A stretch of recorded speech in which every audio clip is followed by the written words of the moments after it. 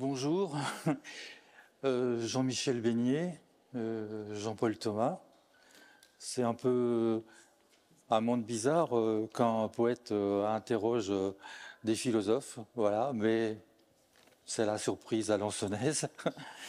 Voilà, je voulais introduire le débat avec un petit mot d'Edgar Morin, que vous connaissez bien entendu tous les deux, et qui écrit « Je ne crois pas à un effondrement généralisé des civilisations, mais plutôt à divers effondrements et à des catastrophes multiples.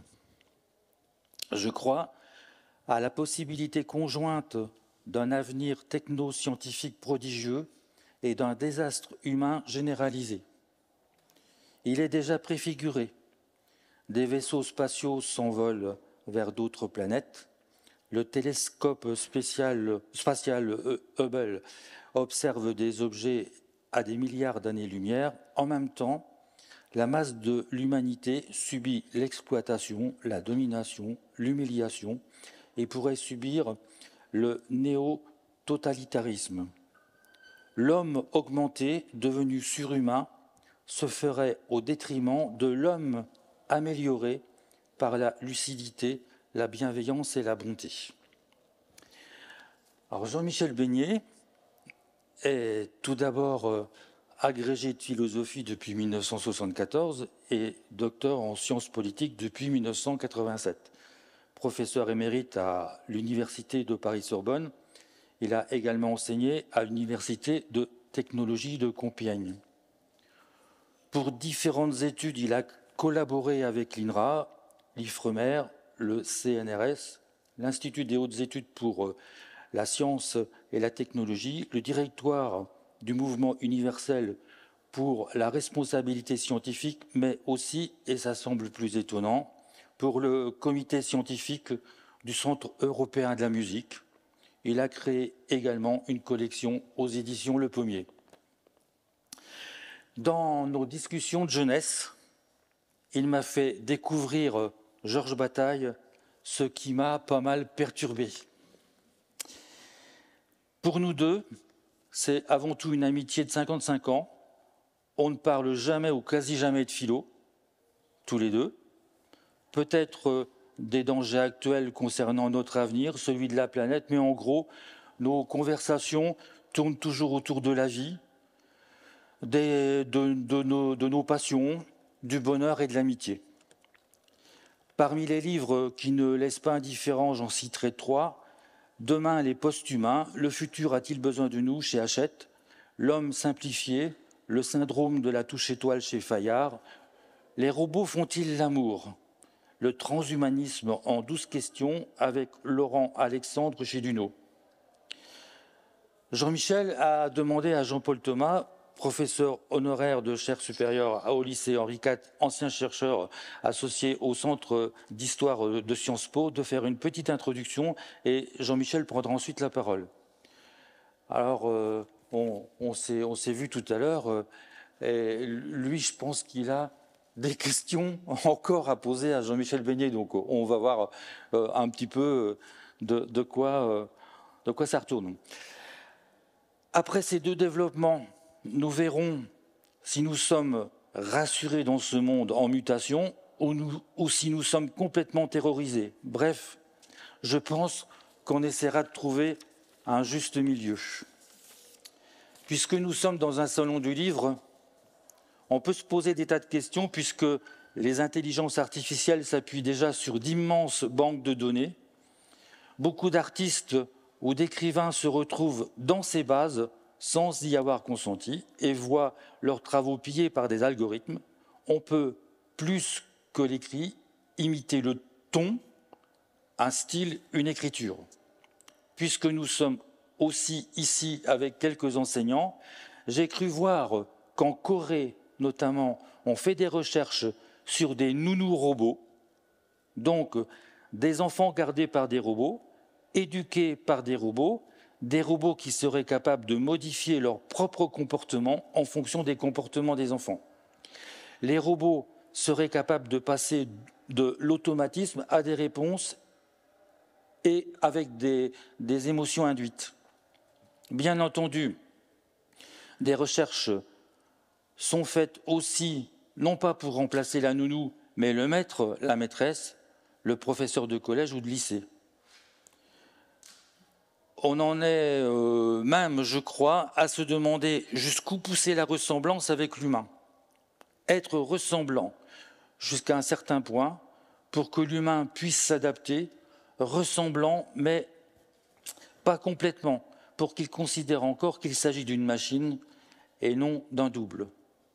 Alors, je laisse la parole à Jean-Paul Thomas, qui a peut-être encore, dans son introduction, quelques questions à poser à son ami qui est à côté de lui. Je vous remercie de m'avoir élevé à la dignité de professeur honoraire au lycée Henri IV.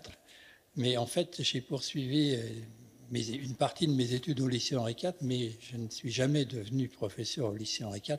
Je suis également professeur émérite à l'université Paris-Sorbonne.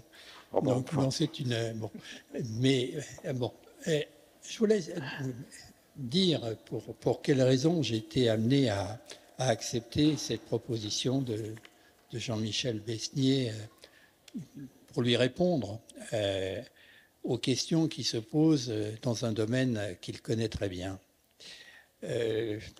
Pour le rendre sensible, je partirai d'une anecdote qui remonte à un quart de siècle presque. Une personne que je connaissais qui enseignait en grande section d'école maternelle m'a demandé ce que je pensais de l'utilisation des ordinateurs à l'école maternelle. Et donc les ordinateurs, ces machines qui accomplissent des tâches, qui remplissent des tâches où l'on pourrait voir la trace d'une intelligence humaine, et à propos desquelles on parle parfois d'intelligence artificielle, justement. Et j'ai dit, pourquoi pas, c'est quelque chose à étudier. Oui, mais elle m'a dit, il faudrait réfléchir assez vite si tu as des idées là-dessus, parce que les ordinateurs sont déjà là. Ils sont dans les emballages et nous les avons déjà reçus. Alors, je dis, bon, alors, si vous les avez reçus, peut-être les avez-vous demandés? Et elle m'a expliqué, oui, c'est notre directrice qui est très dynamique, qui est entreprenante, qui a obtenu cette dotation en ordinateur. Alors, bon, de fil en aiguille, j'ai rencontré cette personne et je lui ai demandé finalement quel était le projet qui sous-tendait cette commande. Est-ce qu'il y avait-il un projet? Pour quelle raison finalement ces ordinateurs arrivaient-ils dans cette école? Et elle a eu l'air un peu étonnée, mais elle m'a dit, mais les ordinateurs, ils font partie de notre environnement. Et là j'ai dit une sottise, une énormité. Je lui ai dit, certes, ils font partie de notre environnement, mais les machines à laver la vaisselle aussi, et on ne commande pas une dizaine de machines à laver pour les mettre dans un coin consacré aux machines à laver en grande section d'école maternelle. Bon, c'était une sottise, une énormité. Et elle m'a regardé avec un petit peu de... Bon, je ne sais pas, elle s'est demandé... quand on est troublé, quand on est des personnes tout à fait estimables tiennent des propos surprenants comme ça, l'une pour l'autre, on se dit, est-ce que je suis fou ou est-ce que c'est l'autre? Eh bien non, nous étions deux personnes parfaitement raisonnables en fait. Mais visiblement, nous n'avions pas le même regard sur les problèmes, les discours ou l'importance que l'on peut accorder à la présence des ordinateurs dans nos vies, parce que nous avions l'un et l'autre un ordinateur, j'en avais un. Et j'ai réfléchi et je me suis aperçu que mon rapport à l'ordinateur était un rapport, je dirais, un peu local ou ponctuel et non pas général, et surtout que j'entretenais un rapport instrumental aux objets techniques. Local en ce sens que bon, l'ordinateur était là, mais je ne m'en servais pas tout le temps. Ce n'était pas une omniprésence de ce dispositif technique. Par exemple, pour remplir mes feuilles d'impôt, il y avait des paperasses à remplir, il fallait un stylo, etc. J'avais encore un stylo. D'ailleurs, j'en ai toujours un. Et puis, pour d'autres choses, pour prendre un billet à la SNCF, par exemple, pour aller au spectacle, j'allais au guichet. Bon. Donc, l'ordinateur était là, mais ce n'était pas un élément central. Et bon, voilà. Et puis, un rapport un peu localisé en ce sens que cet ordinateur, où je voyais bien qu'il était éventuellement une des modalités, un des effets de l'intelligence artificielle, je le séparais de tout un ensemble. Je ne voyais pas qu'il y avait peut-être un lien entre l'intelligence artificielle et puis ce qui relève des biotechnologies ou de la biologie moléculaire. Je ne voyais pas qu'il y avait un ensemble d'idées qui possédaient une certaine parenté et qui étaient soutenues par les mêmes principes. Je ne voyais pas que l'imagerie médicale, qui s'était déjà développée, puisqu'elle s'est développée massivement dans les années 75, elle reposait aussi sur un corps de principes et d'idées qui étaient du même ordre. Bon, tout ça était manqué, en quelque sorte. Je passais à côté de cette espèce de convergence des nouvelles technologies et j'étais ignorant en ce domaine. Et puis, je crois que j'avais aussi une conception instrumentale des objets techniques. C'est-à-dire qu'un objet technique, pour moi, c'était un moyen de satisfaire des besoins. Donc, un certain être humain a besoin de quelque chose par exemple, pour aller de Saint-Maurice-les-Charençais à Alençon, j'ai besoin d'une voiture, besoin d'un moyen de transport. Un objet technique, c'était pour moi quelque chose qui permet de satisfaire des besoins, mais qui ne transforme pas mon existence. Un être humain est d'abord insatisfait, un dispositif technique satisfait ses besoins, et l'être humain en question n'a pas changé, simplement ses besoins sont satisfaits. C'est une vision totalement naïve de notre rapport aux technologies. Il suffit de se souvenir du film de Chaplin, Les temps modernes, pour le comprendre.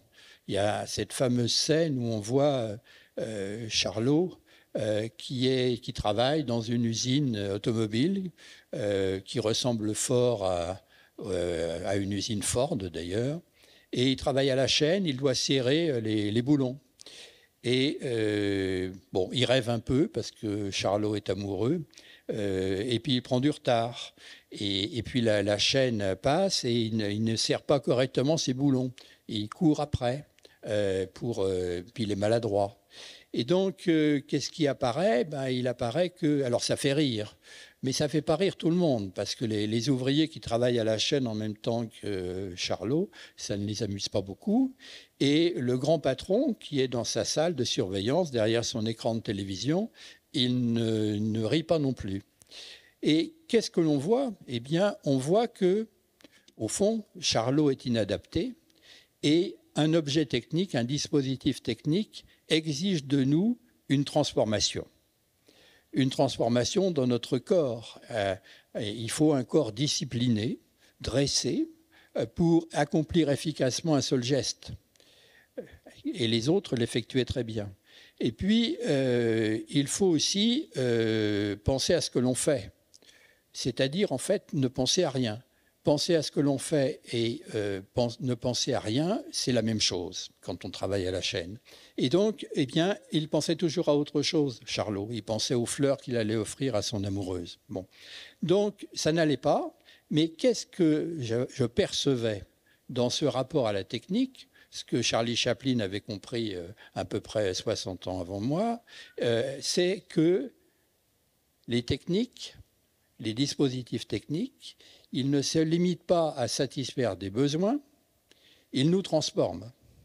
Il y a une transformation de l'humain par l'objet technique, le dispositif technique. Et là, je me suis dit, transformer l'humain. Tiens, transhumanisme. C'est là-dessus que mon ami Jean-Michel Besnier travaille depuis 10 ans. Et je me suis dit, j'ai peut-être manqué l'enjeu d'une transformation fondamentale. Et si j'ai accepté, en définitive, d'être ainsi son répondant, c'est parce que je me suis aperçu qu'on pouvait... Alors, il y a toute une constellation d'idées, le transhumanisme, le post-humanisme, le statut de cet ensemble, de cette constellation d'idées et d'images est peut-être difficile à définir. Est-ce que ça la relève de l'utopie? Est-ce que ça la relève de l'idéologie, d'une forme de religiosité, d'une mythologie? Bon, ça, je ne sais pas. Mais ce que je sais, c'est qu'il y a là un enjeu philosophique et j'ai été convaincu par nos discussions que c'était un objet philosophique nouveau et important, dont je ne m'étais pas approché. Et donc, finalement, si j'ai accepté de répondre, c'est pour d'être répondant, c'est pour m'instruire. Parce que je sais que Jean-Michel Besnier s'est approché de cette constellation, qu'il l'a analysée de près, ce qui ne veut pas dire qu'il y adhère. Mais voilà, en quelque sorte, dans quel esprit je vais tenter de te répondre. Merci beaucoup Jean-Paul, merci Michel. Effectivement, l'anecdote que tu as introduite nous met de plein pied dans le champ de discussion que nous pouvons avoir autour de l'intelligence artificielle. Au fond, Michel, comme toi, vous avez fait état d'une relation à la technique que vous avez qualifiée d'instrumentale. Qu'est-ce que c'est que de dire qu'un ordinateur est un instrument? C'est dire qu'il nous rend effectivement un service, qu'il répond à un besoin, mais qu'on peut toujours le débrancher. C'est un outil, donc il nous est encore extérieur.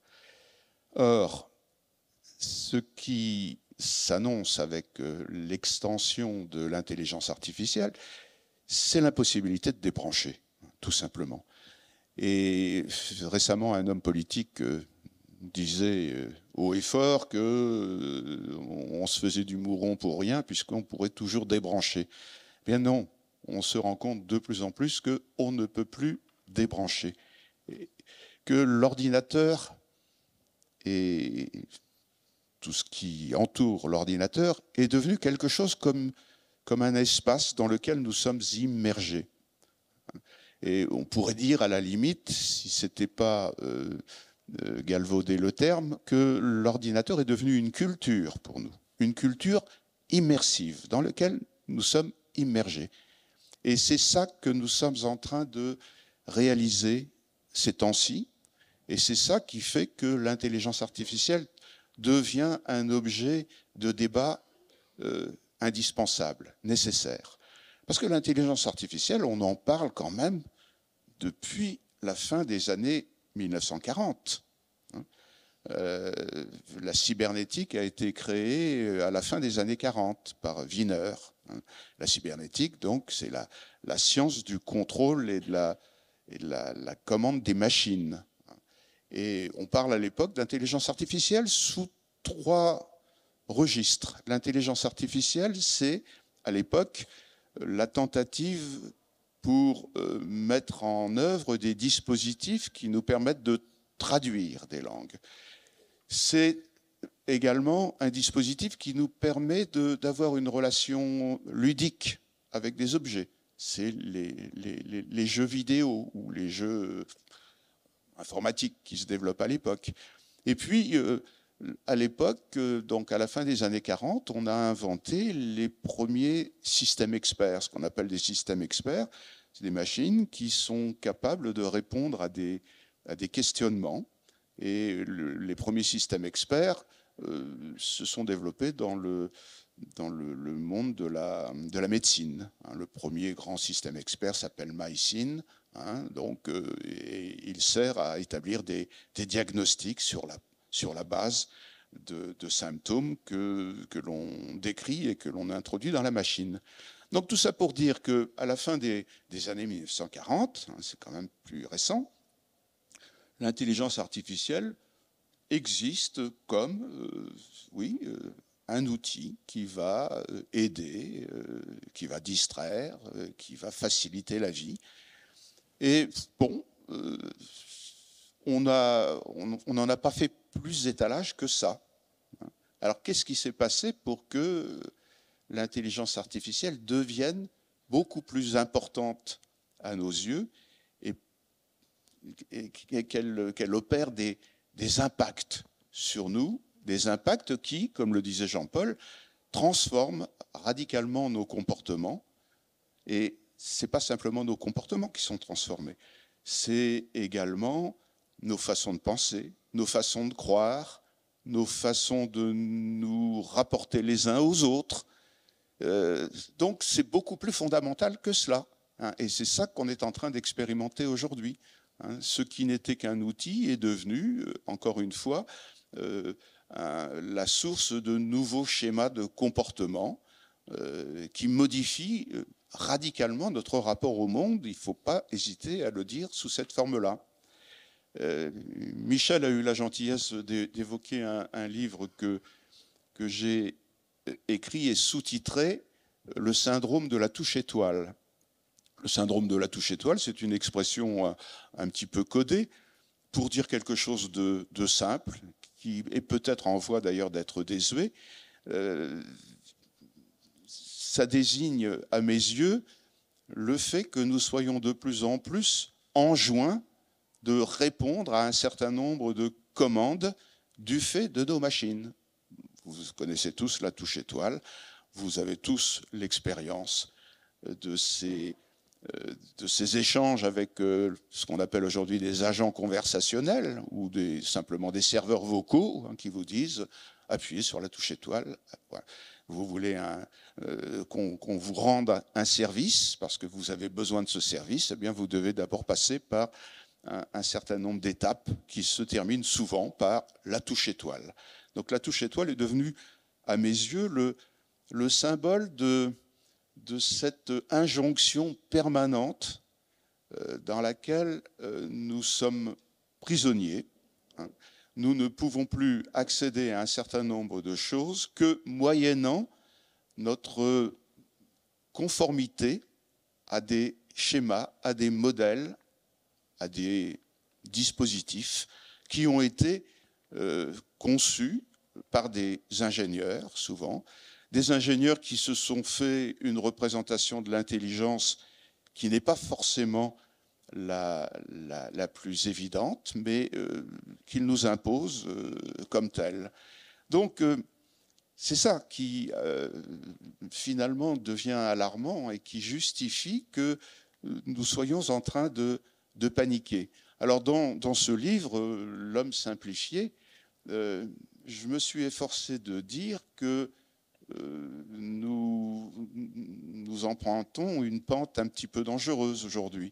Le fait que nous multiplions les machines qui nous enjoignent d'appuyer sur la touche étoile ou d'autres choses fait que, à mon sens, nous sommes en train d'être contraints de simplifier nos comportements pour être en phase avec des machines qui fonctionnent de manière extrêmement simplificatrice. Si je veux communiquer aujourd'hui avec une machine, je dois moi-même me comporter comme une machine. Pas question de plaisanter avec un serveur vocal. Ce n'est pas la peine de faire mine de jouer le jeu de la séduction ou de la drague avec la belle voix qui vous commande de répondre à... Bon, je vais prendre un exemple simple. Mes petits-fils adorés, il y a encore quelques années, m'empruntaient mon Apple pour pouvoir dialoguer avec Siri, hein, ou Alexa. Mais Siri était pour eux l'exemple même de la voix idéale avec laquelle on peut converser. Vous avez peut-être vu ce film Air, hein, qui également raconte ce rapport affectif. Bon.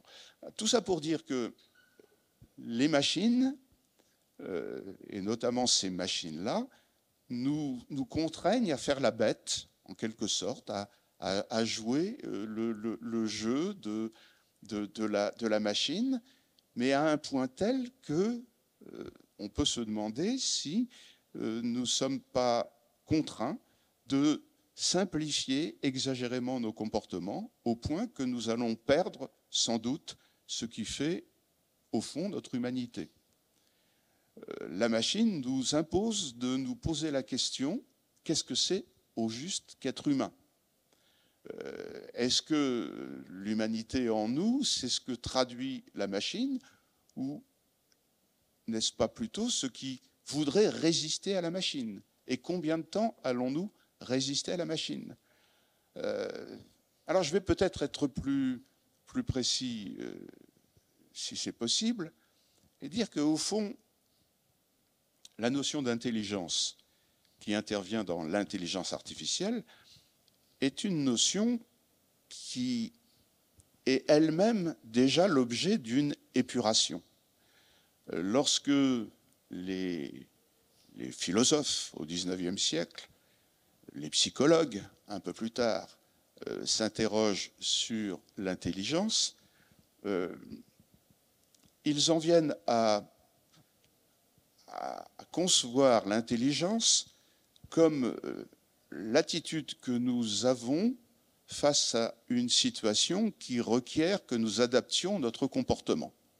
Être intelligent, donc, c'est recevoir des informations et, sur la base de ces informations, modifier notre comportement de telle sorte de rester adapté à un environnement qui, lui, peut présenter des aspérités et être lui-même changeant.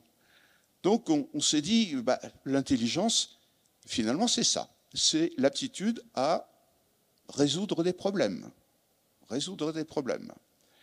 Et on a expulsé, ce faisant, quantité d'autres manières de penser l'intelligence. Moi, j'ai une conception de l'intelligence, par exemple. Ma conception préférée de l'intelligence, elle n'est absolument pas prise en compte par l'informatique ou par l'intelligence artificielle. Pour moi, être intelligent, c'est d'abord résister à l'immédiateté, c'est résister à l'instinct. L'intelligence, c'est ce que je vois se former chez un enfant lorsqu'il est capable de différer la réponse à ses besoins. C'est être capable de prendre du champ. Alors, est-ce que l'intelligence artificielle dont nous parlons tient compte de cette intelligence conçue comme résistance à l'instinct ? Je ne crois pas, pas du tout, pas du tout. Mais néanmoins, dans nos esprits, on s'habitue à considérer que l'intelligence comme faculté de résoudre des problèmes est ce qui caractérise principalement les organismes vivants que nous sommes. Donc, très compliqué de résister à cette tentation de restreindre au minimum la capacité d'intelligence. Alors, ce que je voulais vous dire, oui, parce que quand on a commencé à... Oui, tu veux peut-être intervenir. Non, mais, éventuellement, pour faire écho à ce que tu disais à propos de la cybernétique.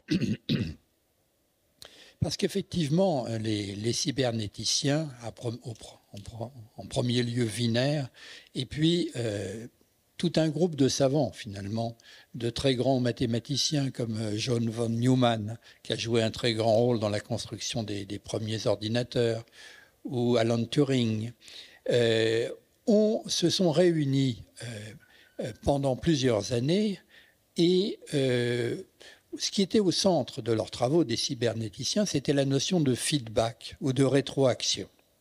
Et je crois que c'est une notion absolument centrale et relativement simple d'effet en retour de ce qui est fait sur ce qu'il a causé. C'est une notion qui intervient notamment dans ma vie quotidienne quand j'arrive dans une maison de campagne. Il m'arrive de remettre en route la chaudière Et donc, c'est une chaudière à fioul. Le fioul arrive et la chaudière commence à augmenter la température de l'eau. Et puis, il m'arrive en même temps de préparer des aliments, par exemple de faire une compote de pommes, et j'ouvre le gaz. Bon. Puis après, je vais faire les mots croisés de West France, et lorsque je reviens, le gaz ne s'est pas éteint, et donc la compote de pommes est totalement brûlée. Par contre, l'eau, lorsque une certaine température de fonctionnement de la chaudière a été atteinte, eh bien, l'arrivée de fioul est coupée, parce qu'il y a un dispositif de régulation sur la chaudière qui interrompt le processus. C'est un dispositif en feedback. Ce dispositif en feedback, il est en quelque sorte transversal par rapport à toute une série de phénomènes, et notamment de phénomènes économiques. Parce qu'au fond, les théoriciens de l'équilibre de l'offre et de la demande sur le marché du travail ou sur l'équilibre des biens, ils considèrent que ce sont des mécanismes en feedback qui s'autorégulent. Et s'ils s'autorégulent, il n'est pas nécessaire que l'État intervienne. De sorte que, par exemple, le grand économiste Hayek a participé à ces réunions et il a reconnu sa dette à l'égard de la réflexion des cybernéticiens qui, pour lui, ont en quelque sorte donné un fondement scientifique à la notion encore un peu théologique de main invisible que mettait en avant Adam Smith quand il parlait du fonctionnement de l'économie libérale. Et donc, par là, je me demande s'il n'y a pas une dimension, mettons entre guillemets, idéologique, qui serait éventuellement à prendre en compte dans cette constellation d'idées. Ce serait une première question, puis j'enchaîne, j'en dis une seconde, sur la simplification de nos procédures intellectuelles sous l'effet des machines. Je crois qu'il y a deux types de questions. Ça rejoint la notion d'immédiateté. Si j'ai oublié ma montre et si je demande l'heure à quelqu'un qui a une montre, eh bien, il m'apportera une réponse qui fera disparaître la question. Par contre, si nous essayons, comme nous le faisons, de répondre à la question « qu'est-ce que le transhumanisme » ou « quels sont les impacts de l'intelligence artificielle sur nos vies », là, la réponse, elle demande une problématisation, elle fait problème, elle n'est pas immédiate. Et donc, il y a deux sortes, finalement, de questions. Les questions qui font problème et les questions pour lesquelles il y a une réponse immédiate. Quand une question fait problème, il faut construire le problème. Ça s'appelle problématiser. Et c'est ce que nous essayons, et ce que Jean-Michel Besnier essaye de faire. Eh bien, il me semble que là, l'impact de certaines possibilités techniques court-circuite cette nécessité de la problématisation. Tout se passe comme si, pour acquérir des connaissances ou pour penser quelque chose, nous n'avions plus besoin de problématiser. Il suffit de taper sur un lieu où on va nous donner la réponse toute prête et toute faite. Nous confondons complètement la production des connaissances et la recherche d'une information. Bon, tu fais bien de revenir un petit peu à la cybernétique, parce qu'effectivement, nous sommes les purs produits de ce monde façonné par les cybernéticiens. Il y avait deux concepts effectivement fondamentaux dans la cybernétique, c'était le concept de message et le concept de feedback, de rétroaction. Ce qui a été quand même très très important avec les cybernéticiens, c'est qu'ils ont formalisé cette notion de message. Ils lui ont donné une traduction mathématique. Ils ont été finalement à l'origine de ce qu'on appelle aujourd'hui la numérisation. Parce que la numérisation, c'est quelque chose d'assez bouleversant. quand on a découvert qu'on était capable de traduire à peu près tout de notre langage, de nos comportements, enfin de nos comportements musicaux, etc., en termes de séries de 0 et de 1, ça a été une révélation considérable. Pouvoir traduire tout ce qui nous entoure en termes de 0 et de 1, et concevoir des machines qui soient capables de traiter ces 0 et ces 1 pour en faire l'objet de messages, ça a été quelque chose de bouleversant et qui, évidemment, nous habite continuellement. Hein. La numérisation, elle fait partie de notre culture à un point extrême. Alors, ce rapport à la cybernétique, il faut aussi le concevoir comme la recherche de ce qui est l'ordre. Il s'agit, au fond, de comprendre comment nous sommes capables de stabiliser des choses qui sont complexes.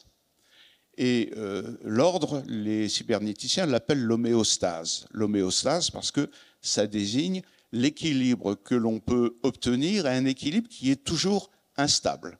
Je parlais tout à l'heure de l'intelligence conçue comme l'aptitude à résoudre des problèmes dans un contexte changeant. Ben oui, être intelligent, c'est être capable de contribuer à cette homéostase. Notre santé, elle est homéostatique, c'est-à-dire nous établissons une relation d'équilibre avec notre environnement. Donc, ce que les sciences peuvent souhaiter de mieux pour l'humain, c'est qu'on trouve les clés qui permettent de réaliser cette homéostase. Et cet équilibre mobile, tout ce qui est vivant, évidemment, le perçoit comme ce qu'il faut atteindre. Hein, une mouche établit un rapport homéostatique avec son environnement en réagissant à des stimulations.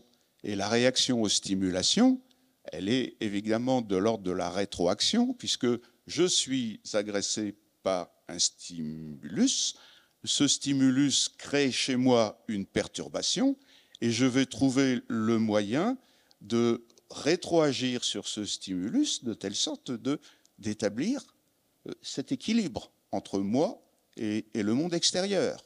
Hein, le thermostat de Jean-Paul fonctionne évidemment sur ce modèle-là, hein, et tout ce que nous mettons en œuvre aujourd'hui vise justement à établir cette homéostase. Alors sur le plan économique ou politique, on comprend bien qu'on puisse adapter cette conception-là. Il faut trouver un ordre mondial, hein, qui permettrait d'amortir tous les conflits qui créent des perturbations. Hein. Et donc les économistes se sont mis à l'école des cybernéticiens, Hayek le premier, hein, pour essayer de déterminer la situation entre guillemets intelligente qui permettrait aux humains que nous sommes de coexister, de cohabiter et de survivre. Donc on comprend bien que l'intelligence artificielle, elle déborde largement la situation individuelle et elle concerne le collectif au plus haut point. Alors, en quoi est-ce que ça illustre ce que j'évoquais tout à l'heure, la simplification de nos comportements? Pour une raison assez simple, c'est que les économistes sont obligés de considérer que nous, individus, nous sommes des êtres qui cherchons toujours à optimiser nos intérêts et qui interférons les uns avec les autres en vue d'établir cette situation optimale qui permettrait que nous y trouvions le plus nos intérêts. Alors, nous définir comme des agents rationnels capables de mobiliser des ressources pour optimiser nos comportements. En quoi est-ce que c'est réducteur? Je pense que c'est réducteur parce que nous ne sommes pas des agents rationnels. Nous ne sommes pas des agents rationnels que les machines pourraient imiter et pour lesquels nous trouverions des solutions algorithmiques qui réaliseraient cet ordre. Nous sommes autre chose que des agents rationnels. Nous sommes pour une part des agents rationnels, mais nous sommes aussi des êtres émotionnels, nous sommes aussi des êtres d'ambiguïté, nous sommes des êtres qui mentons, qui dissimulons, etc., etc. Donc il y a déjà une réduction considérable lorsque on voudrait concevoir les humains comme des petites machines, des petits automates, des petits systèmes adaptatifs, comme on les appelle en intelligence artificielle. Je vais prendre, pour illustrer peut-être la chose, un exemple. Skinner, qui est un des fondateurs de la psychologie qu'on a appelée comportementale, le behaviorisme. Skinner, donc, fait partie est à l'origine de ce grand courant de psychologie qui a pris une décision absolument considérable un jour, en disant, au fond, de l'humain, on ne peut pas connaître grand-chose. Je ne peux pas savoir si vous, qui êtes là, vous avez un fonctionnement analogue au mien. Moi, vous savez, quand je me tais, j'arrive à penser dans ma tête. J'ai des représentations. J'ai quelque chose que je pourrais appeler comme une vie intérieure. Mais cette vie intérieure, est-ce que vous l'avez, vous? Moi, j'en sais rien du tout. J'en sais rien du tout. Peut-être que vous n'êtes que des automates et que je suis seul au monde à avoir cette vie intérieure.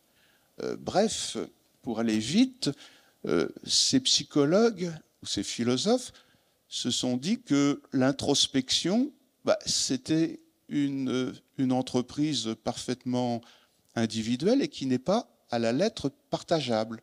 Je ne peux pas faire une science de l'humain sur la base de l'hypothèse que vous avez un fonctionnement intérieur analogue au mien.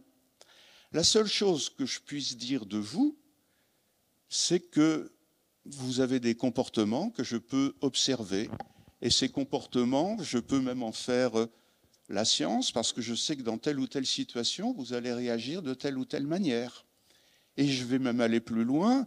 Si je veux obtenir de vous certains comportements, je sais que je vais pouvoir mettre en place des dispositifs. Bref, votre comportement, je peux en faire la science. Mais votre vie intérieure, je ne peux pas. Ce qui fait que, très très simplement, ces psychologues ont fini par considérer que ce qui caractérisait l'humain, c'est qu'il était un mécanisme qui se comporte de telle ou telle manière dans telle ou telle situation. Et les psychologues sont ceux qui savent décrire les situations en question et qui savent émettre un certain nombre d'hypothèses pour pouvoir influer sur les comportements. C'est ça qu'on a appelé le behaviorisme. Et vous voyez bien à quel point ce behaviorisme pouvait rencontrer le travail des ingénieurs qui cherchaient à fabriquer des machines capables de s'adapter dans certains contextes et capables de résoudre un certain nombre de situations. Alors Skinner, il a un jour écrit une utopie, une vraie utopie. C'est-à-dire qu'il a inventé une histoire dans laquelle un héros, entre guillemets, accoste sur une île, comme c'est souvent le cas dans les utopies, accoste sur une île, et il va découvrir dans cette île un monde tout à fait déconcertant, et il va découvrir sur cette île un mode d'organisation sociale reposant sur les principes de la psychologie du comportement, du behaviorisme. Sur cette île qu'il a appelée Walden 2, Walden c'était l'utopie du philosophe Thoreau, peu importe, Walden 2 donc décrit un monde dans lequel on a décidé d'organiser la vie collective sur la base du mécanisme stimulus-réponse. Stimulus-réponse. Nous sommes des mécaniques, je vous le disais tout à l'heure, qui recevons des informations, des stimuli, et qui offront une réponse à ces stimuli dans un sens adaptatif. Eh bien, imaginez un monde dans lequel tout est conçu sur le mode du stimulus-réponse. L'éducation des enfants, développons des stimuli pour obtenir les réponses et les bonnes réponses. La vie sociale tout entière repose sur ces stimulus-réponses. Eh bien, la société en question, c'est une société qui ne fonctionne qu'aux automatismes. Et ces automatismes provoquent effectivement une adaptation collective. Et ces automatismes, eh bien, ils remplissent leur rôle lorsqu'ils réalisent ce que j'ai appelé tout à l'heure l'homéostasie, c'est-à-dire l'ordre. Donc, la société idéale qu'a imaginée Skinner dans Walden 2, c'est une société qui expulse toutes les sources de complexité, toutes les sources d'ambiguïté, et qui réalise l'idéal d'une transparence absolue avec des mécanismes parfaitement maîtrisables par ceux qui ont précisément la science. Cette utopie, vous pourrez me dire assez facilement qu'elle est néo-totalitaire, pour reprendre l'expression que Edgar Morin évoquait dans la citation que nous a donnée Michel pour commencer. C'est un monde néo-totalitaire où tout se passe bien parce que ça fonctionne de manière mécanique. On a perdu sans doute de vue ce que, idéalement, nous voudrions penser comme l'humanité, les uns et les autres, mais ça fonctionne. Et les derniers mots de cette utopie sont les suivants. Finalement, dit Skinner, nous avons réalisé une société qui est parvenue à expulser l'intelligence au seul profit de l'instinct. Si notre société fonctionnait sur le mode de l'instinct, un petit peu comme les sociétés d'insectes sociaux, eh bien tout serait pour le mieux. Nous obtiendrions cet ordre autorégulé que les économistes cherchent dans l'enseignement de la cybernétique. Donc, voilà, je crois que quand nous pensons l'impact de l'intelligence artificielle aujourd'hui sur nos vies quotidiennes, si nous poussons les choses un petit peu loin, c'est là qu'il faut aller. Qu'est-ce que c'est qu'une société? Qu'est-ce que c'est qu'un monde qui se met dans la tête que les automatismes pourraient nous sauver? Qu'est-ce que c'est que cette société-là? La réponse pour moi, elle est assez simple, elle est presque caricaturale. C'est une société qui se méfie profondément de l'humain et qui considère que le salut de l'humain est dans la machine. Et le salut de l'humain dans la machine, ça s'appelle l'intelligence artificielle dans sa prétention à devenir hégémonique et à supprimer l'intelligence biologique. Et aujourd'hui, puisque Jean-Paul a évoqué à plusieurs reprises le transhumanisme, c'est à ça qu'on assiste. Les transhumanistes sont des gens qui sont tous convaincus que la machine est notre salut, parce que l'humanité, elle est vulnérable, elle est fragile, elle est pernicieuse, etc. Donc si les sciences et les technologies permettent de supprimer tout le capital d'insuffisance qu'il y a dans l'humain, eh bien, elle va réaliser un monde qui sera de l'ordre de cette stabilisation, de cet ordre mécanique, de cette prévisibilité infinie, de cette transparence absolue. Ce monde qui est à la lettre invivable quand on y réfléchit un petit peu, mais qu'on arrive à nous imposer subrepticement, en nous donnant à croire que la sécurité est beaucoup mieux assurée depuis que l'on peut concevoir des machines à reconnaissance faciale, ou que la sécurité routière sera bien mieux observée lorsqu'on aura des voitures avec des capteurs qui permettront d'éviter les collisions, etc. Donc, dans le moindre détail de notre vie quotidienne, on peut introduire la référence à une machine qui nous rendra le service, qui optimisera nos comportements.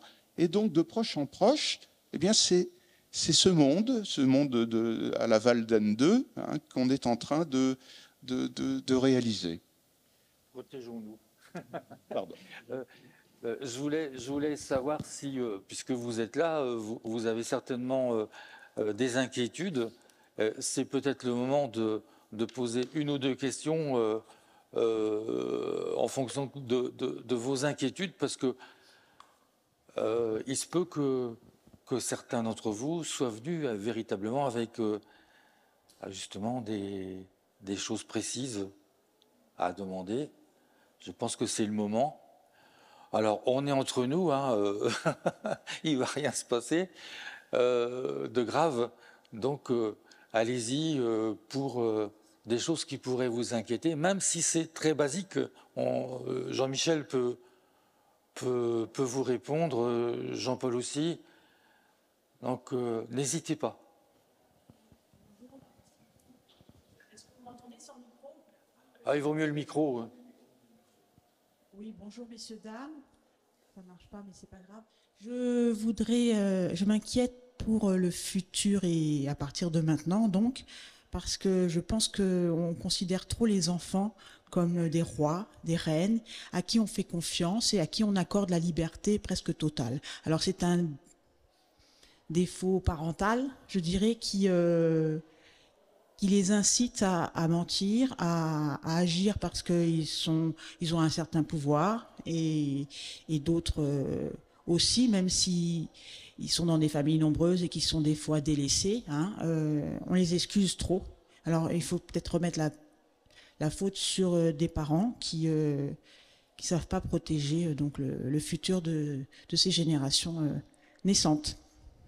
C'est mon inquiétude actuelle. Je veux bien esquisser une réponse, mais Michel ou Jean-Paul pourront... Écoutez, je ne sais pas si le laxisme éducatif que l'on imputait à la génération d'après 68, si ce laxisme éducatif s'est non seulement confirmé, mais renforcé, au point qu'on puisse dire aujourd'hui que nous vivons l'ère de l'enfant roi. Je ne suis pas sûr qu'entre Libres enfants de Summerhill et les enfants d'aujourd'hui, il y ait vraiment une continuité. J'ai l'impression qu'on ne fait pas la vie si bonne que ça à nos enfants aujourd'hui.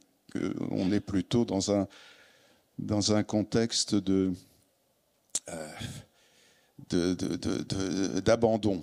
Nous abandonnons davantage les enfants que nous ne les choyons et que nous ne les adulons. Bon, je dis ça comme ça de manière parfaitement intuitive, mais je pense que la disparition d'un grand nombre de repères que pouvaient avoir les enfants autrefois, cette disparition, elle est très très dommageable. Elle l'aurait très dommageable et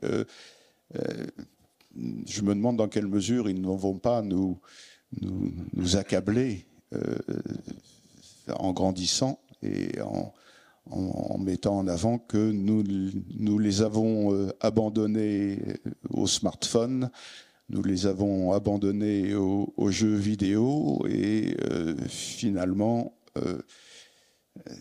si vous voulez me dire que c'est vous qui, adultes, vous inquiétez du sort que vous réservez aux enfants, c'est une chose. Maintenant, je ne suis pas persuadé que les enfants nous perçoivent comme des adjuvants ou des aides pour grandir.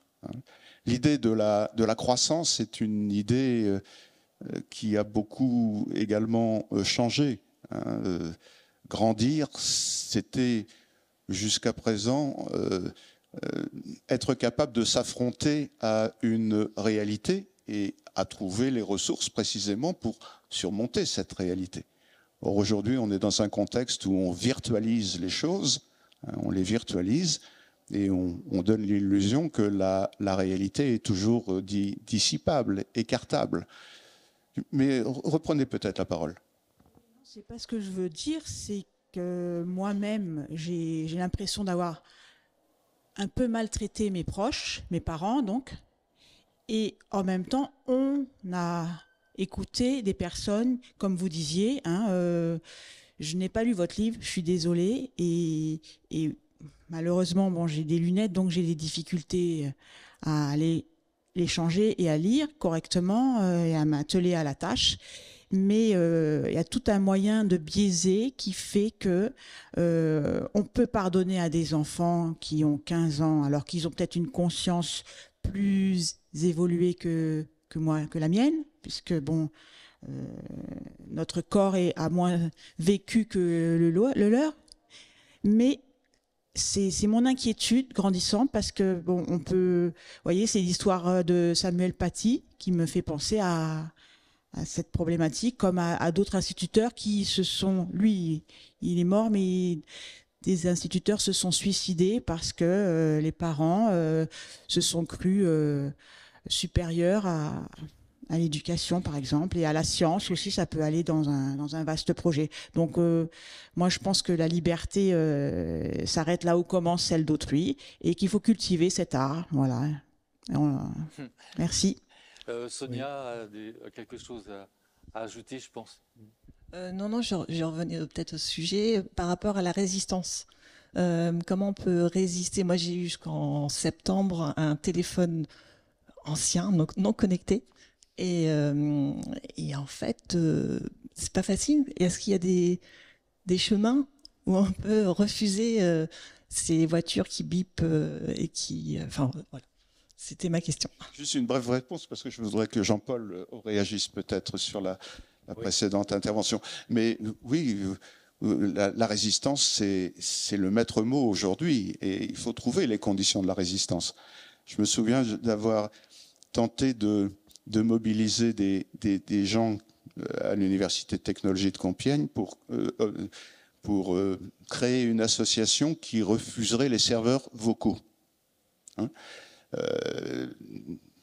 Les serveurs vocaux qui vous empêchent de communiquer tout en vous disant qu'ils facilitent la communication sont absolument insupportables. N'importe quel service public se dissimule derrière des serveurs vocaux. Et la sécurité sociale, l'EDF, enfin, etc., vous ne pouvez plus parler directement à un humain. Et ça, nous ne réagissons pas, alors que nous pourrions très très bien résister collectivement et obliger les administrations à utiliser des humains et non plus. Bon, ce sont des résistances de cet ordre-là. Mais toute la difficulté, c'est que la résistance, elle rencontre aussi quelque chose comme une servitude volontaire chez les uns et les autres. Nous sommes tous complices du monde insupportable que nous sommes en train de développer. Et il faut en prendre la juste mesure. Je ne vais pas évoquer encore à nouveau le transhumanisme, mais lorsque j'ai commencé à travailler il y a 15 ans sur ces questions transhumanistes, j'ai très très vite compris que les thèmes du transhumanisme allaient pénétrer nos esprits en entrant par la porte de la santé. C'est la santé qui est aujourd'hui l'alibi à des technologies proprement oppressives. C'est la santé qui met en avant le fait que les machines sont éminemment désirables. Quand vous actionnez la pédale de la santé, lorsque vous faites valoir qu'avec toutes ces machines, on va vivre plus longtemps et en meilleure santé, etc., etc., vous faites passer tout le reste. Le cheval de Troie du transhumanisme, c'est la santé. Oui. Bon, je voudrais faire écho, mais je vois que la personne qui posait la question est sortie. Donc peut-être... bon. Ce que je voulais simplement dire, c'est que bon, il y a un problème de fond. Il y a des problèmes pratiques qu'on ne peut pas résoudre d'un revers de main qui se pose au niveau familial ou au niveau de l'enseignement, par exemple. Mais ce qui est sûr, c'est que on peut difficilement exercer une autorité si on n'est pas convaincu que cette autorité est légitime. Je veux dire, ça peut être très difficile d'obtenir de 30 élèves de 6e qu'ils se taisent, qu'ils ouvrent leur cahier et qu'ils commencent à écouter. Mais si on n'est pas convaincu qu'on est en droit de le faire, on n'y parviendra jamais. C'est-à-dire qu'il y a tout de même un... Or, la difficulté, c'est que nous vivons sous le signe de l'égalitarisme et les relations d'égalité sont valorisées dans tous les domaines. Égalité homme-femme, égalité de dignité, etc. Et nous avons du mal à penser des relations de hiérarchisation légitimes entre des gens qui possèdent la même dignité mais qui n'ont pas les mêmes compétences ou le même âge. Je crois que c'est quelque chose d'assez... C'est un travail que certains philosophes ont essayé de mener. Comment, finalement, peut-on être un maître sans transformer les autres en esclaves? C'était un problème très intéressant.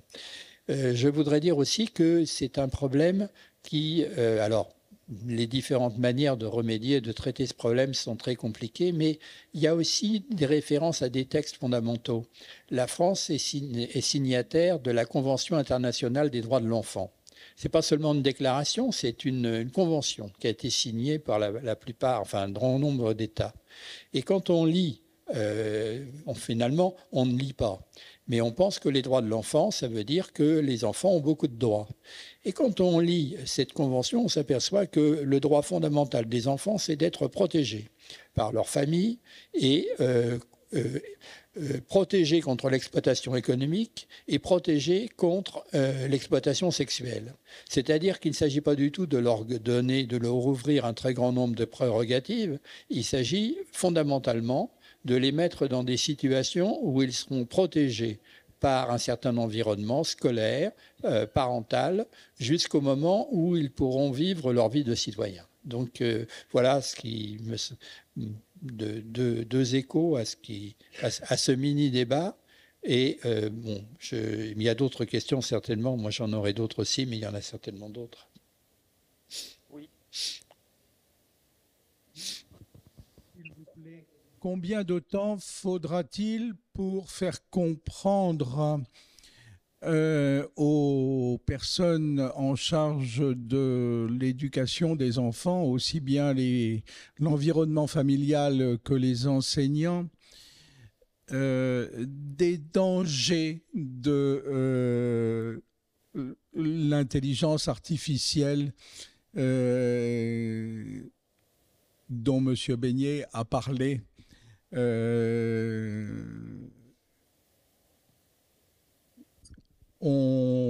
Je reviens sur l'anecdote là qui a de la directrice de la maternelle et de ses ordinateurs.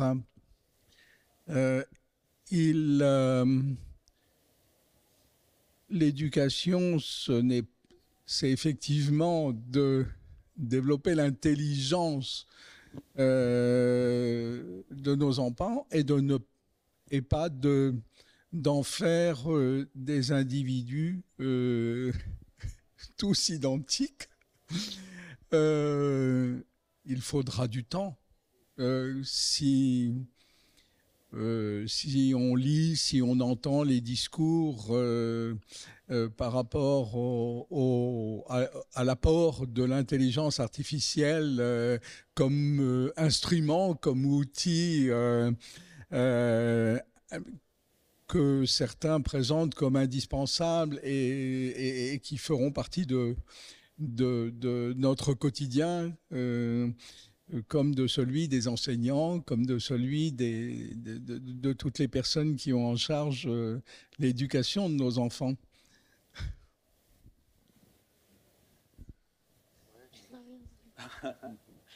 Sachant que l'éducation, c'est pas uniquement l'intelligence, c'est le respect mutuel, c'est des tas de choses humaines qui font que ça marche ou ça marche pas. La mayonnaise, elle prend ou elle prend pas. Enfin, je pense que voir que le côté intelligence et voilà et apprentissage, non, c'est voilà plein de choses qui sont de l'ordre de l'humain et pas de l'ordre de la machine. Oui. Puis je crois qu'il y a un grand problème qui se pose aux enfants aujourd'hui, mais pas seulement aux enfants, c'est l'aptitude à distinguer entre le réel et le possible. Nous sommes dans un monde où on nous donne à penser que tout est à peu près possible, hein, à commencer par le fait de tuer la mort. Hein. On va en finir avec la mort, c'est ce que l'on nous dit de plus en plus et qui finit par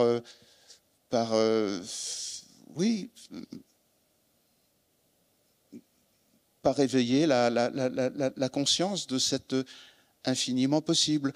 Dans le monde des technologues aujourd'hui, hein, on pratique ce qu'on appelle souvent les annonces hype. Hein, on a une découverte scientifique à un instant donné et on extrapole très très vite la chose de telle sorte que le public ne sache jamais vraiment exactement si ce dont on parle est déjà là ou si c'est simplement de l'ordre du possible. Par exemple, le clonage. Hein, on va interroger dans la rue les gens pour savoir si on a déjà cloné un être humain. Vous allez voir que bon nombre de gens pensent qu'on a déjà cloné un être humain. Est-ce qu'on a déjà téléchargé le contenu du cerveau d'un individu sur une puce? Des gens vous diront que peut-être c'est déjà réalisé. Ce que je veux dire par là, c'est que la frontière entre le possible et le réel est de plus en plus poreuse. Et les enfants sont, plus que nous, adultes, victimes de cette espèce de confusion. Et alors, si on n'a pas l'aptitude à distinguer entre le possible et le réel, il est très très difficile de grandir, de résister à une réalité qui nous impose de modifier notre comportement. Peut-être que la propension au jeu électronique tellement répandue chez les enfants répond précisément à cette indistinction entre le possible et le réel. Hein, on est dans un univers virtuel, on est dans la virtualité, hein, et on nous annonce aujourd'hui que ça va être certains disent de mieux en mieux, moi je dis de pire en pire, hein, on va vivre dans le métavers. Hein, le métavers, c'est la représentation d'un monde dans lequel des avatars travailleront à notre place. Nous serons toujours dans une délégation, hein, dans un univers qui sera sans résistance puisque virtuel. Hein. Tout sera donc intégralement possible. Hein. Donc vivre dans un monde où on se dit que tout est possible, que tout est à disposition, crée évidemment un problème, non seulement dans le contexte éducatif, mais aussi dans le contexte politique, dans le contexte psychologique d'une façon générale. Jean-Michel, tu termines sur la mort, on me demande de faire un temps mort définitif, donc on va arrêter. on vous remercie pour ces longs exposés.